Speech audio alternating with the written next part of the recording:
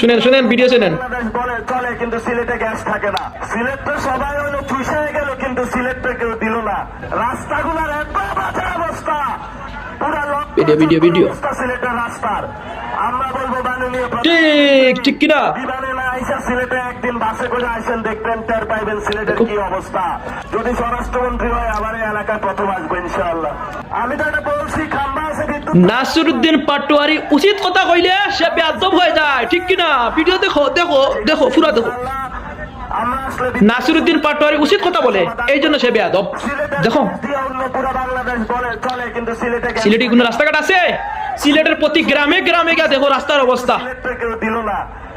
আমার থানার যে গ্রামের যেটা রাস্তাঘাট অবস্থা, আল্লাহু আকবার। কি বলবো, সে তো উচিত কথা বলে, এই জন্য সে বেয়াদব, ঠিক কিনা হোসেন? আমি কিছু বলবো না, ভিডিও দেখো, ঠিক কথা। ভিডিও দেখলে মানে যে বুঝার সে এমনিই বুঝবো, ওকে? আর কিচ্ছু বলার নাই, পালা দেখো।